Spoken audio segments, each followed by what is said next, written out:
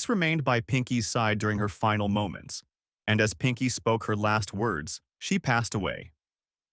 She had been Grace's only friend, and overwhelmed by solitude, Grace decided to write a memoir, The Memoir of a Snail.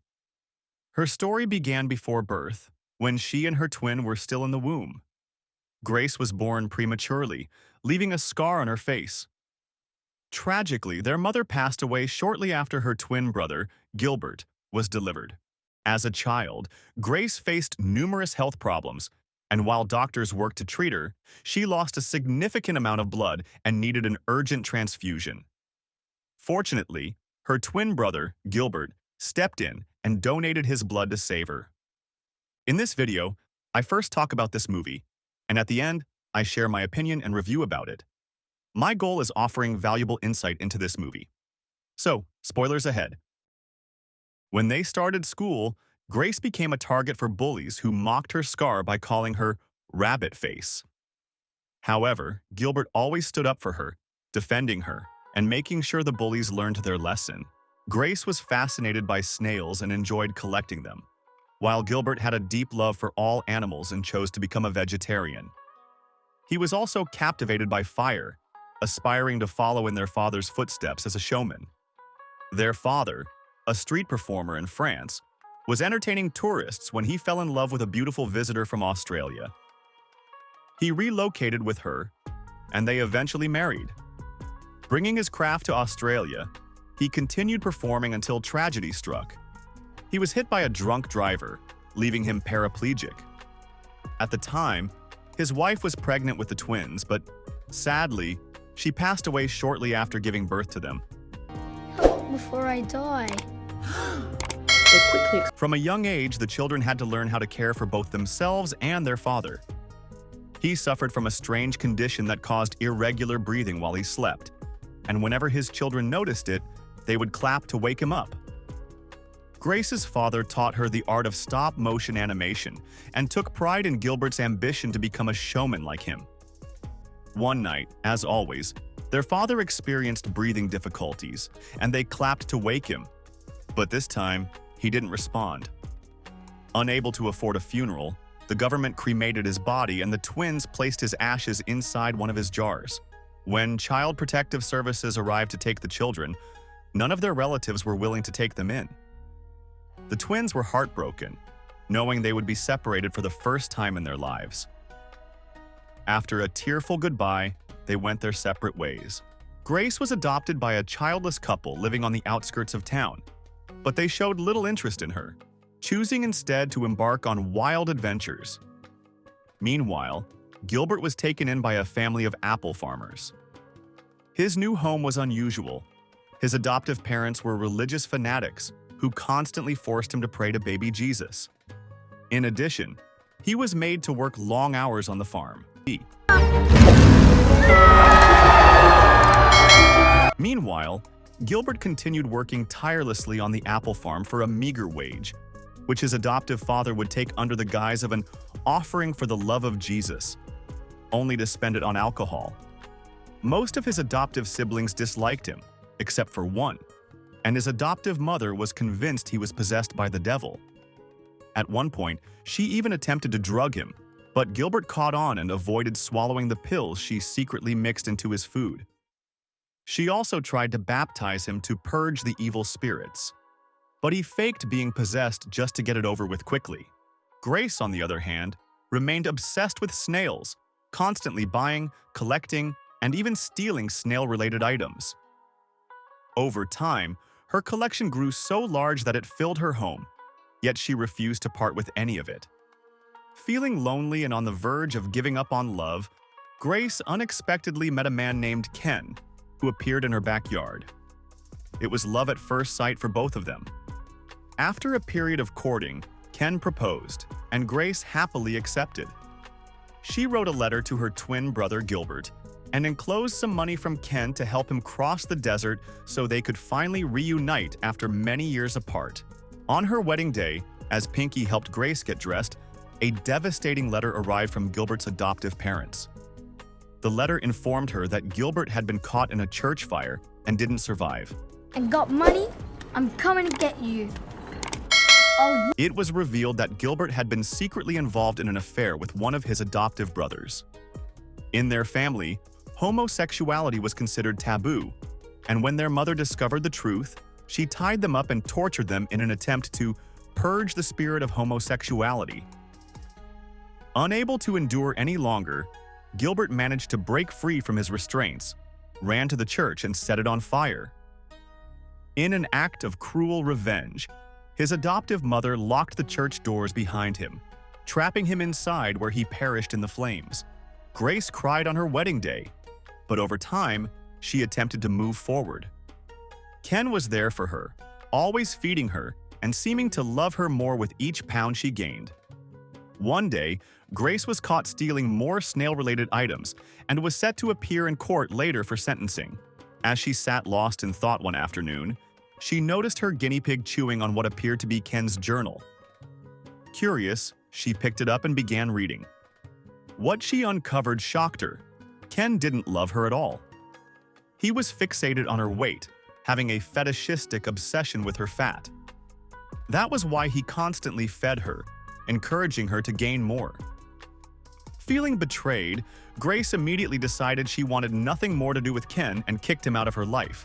Pinky, Grace's only true friend, moved in with her, looked after her, and even helped her lose weight by putting her on a diet.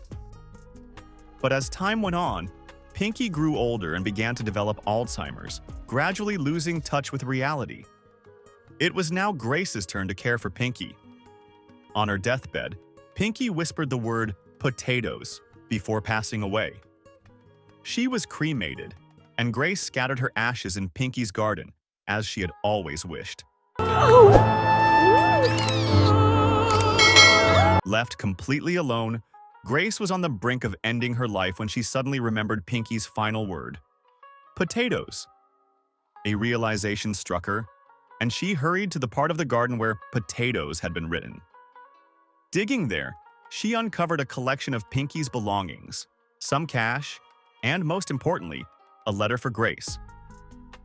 In the letter, Pinky encouraged Grace to release all her unhealthy obsessions, leave the past behind, and grow a new shell, just like a snail. Grace chose to follow Pinky's advice. She cleared out her entire snail collection and embraced a new beginning. When she appeared in court for sentencing, she was shocked to see the judge was a man she had helped long ago. Grateful for her kindness, he returned the favor by clearing her of all charges. Grace kept her passion for stop-motion animation alive and eventually presented her work to an audience. After finishing, she asked if anyone had questions, and one hand shot up. To her amazement, the person raising their hand was Gilbert. It turned out that Gilbert hadn't died in the church fire. He had escaped through a window.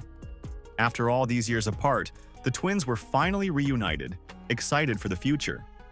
And that is how the movie ended. And this is my review. Oh, save it, Pricey!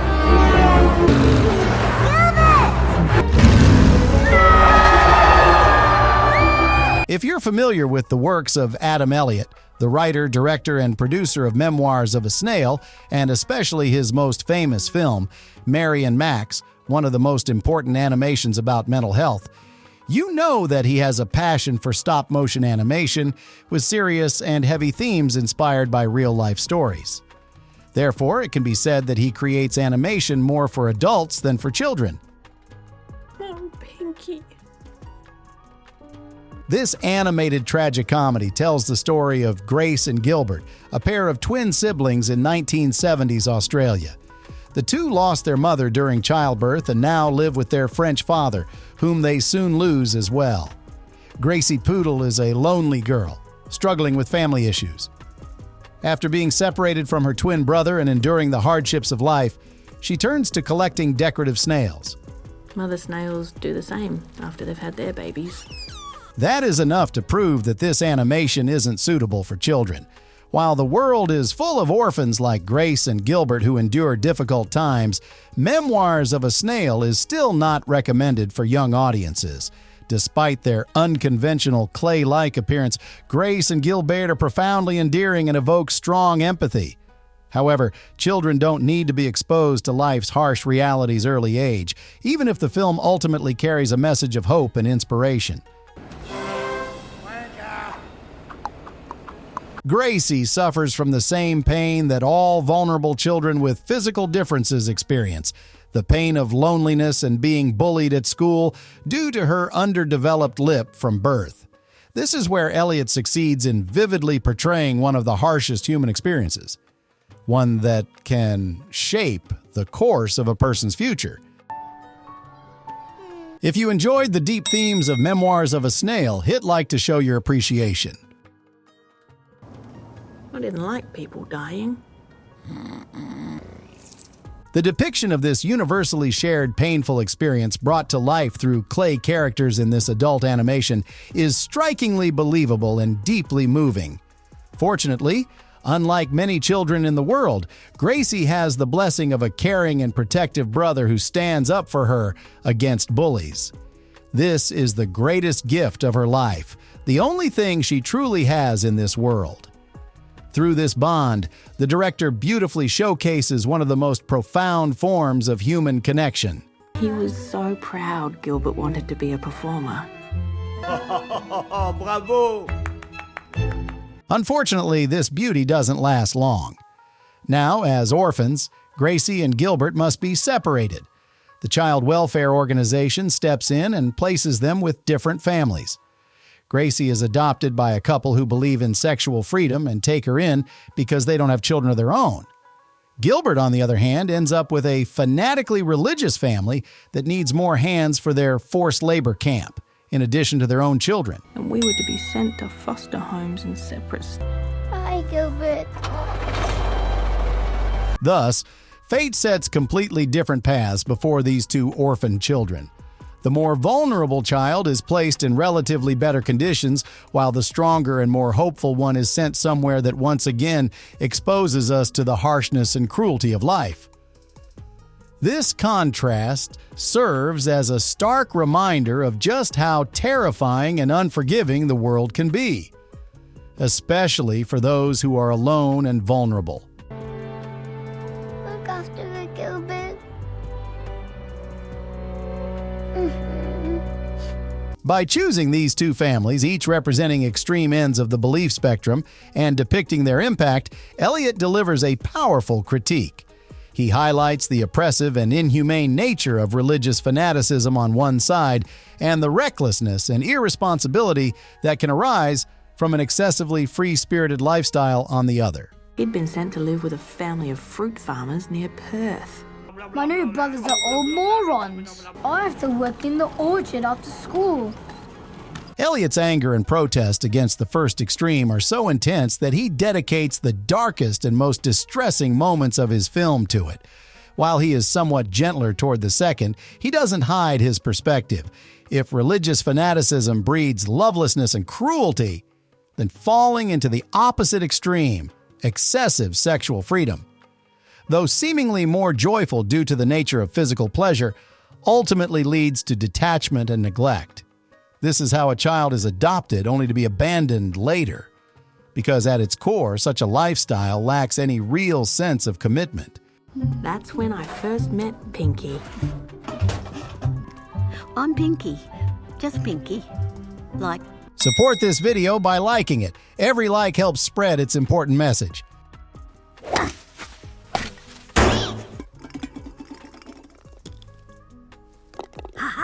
Elliot clearly and boldly showcases his view of both extremes in the film.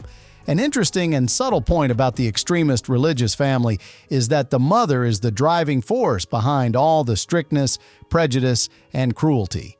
This reminds us of the notion that fanatical and gender-biased women may often be more complicit in preserving and enforcing extremist ideologies than men. Gilbert, get back to work!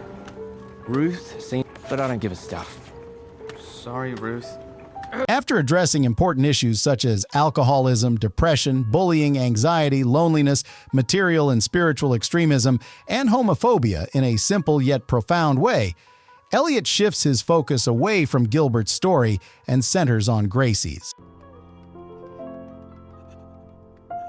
In fact, as the title and main motif of the film suggest, this story is about Gracie, whom the director compares to a snail.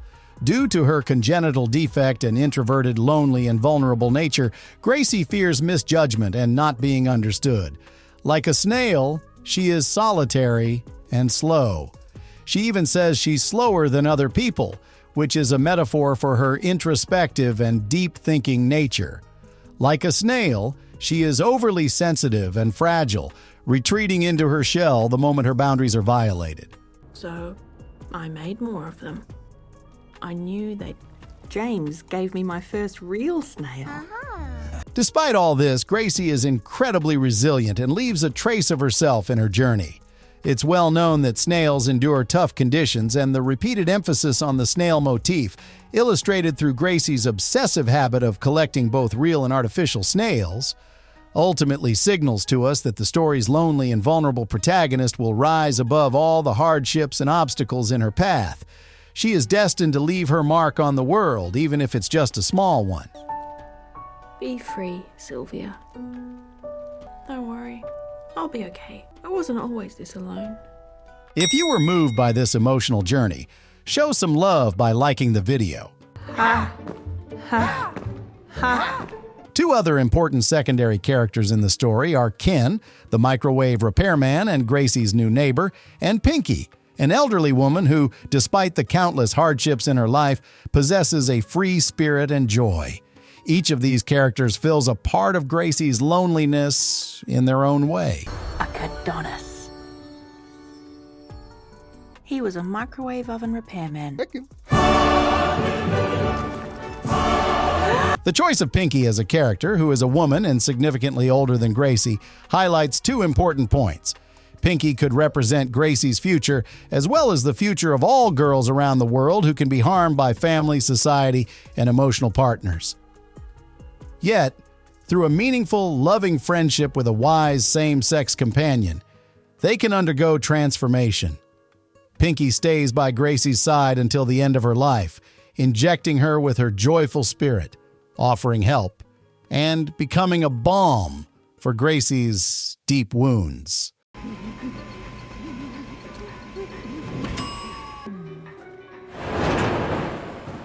Memoirs of a Snail is a unique and whimsical exploration of life's challenges and hardships. It showcases a series of life's bitter events enveloped in a heavy and dark atmosphere. Yet it remains ultimately hopeful and optimistic. The film sees life not as confined and limited to its sorrows, but as a long journey, one that may not always be in our control, but ultimately, we are the ones who determine its ending. It suggests that we have the ability to shape our own fate. All it takes is for us to set aside our fears and insecurities and rise. Of course, having one or two compassionate and supportive characters like Pinky by our side makes this rise a little easier. Oh, Pinky. The story, with its important themes, is both multi-layered and simple, which is why it creates a deep emotional connection with its audience. By telling the story from the perspective of a snail, it offers a fresh and unconventional angle on human experiences.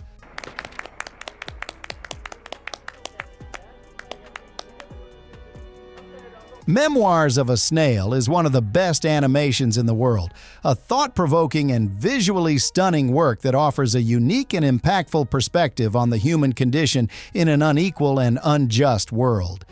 It also has a surprising ending, which, although seems a bit far-fetched and more fantastical, serves as a reward for Gracie and for us, the film's audience. Get rid of those snails. Set yourself free. Purge your hoard. Thanks for watching. If you enjoyed this video, please click the like button and subscribe to our channel. But it's time to move on. But that's life. You have to face it. Be brave.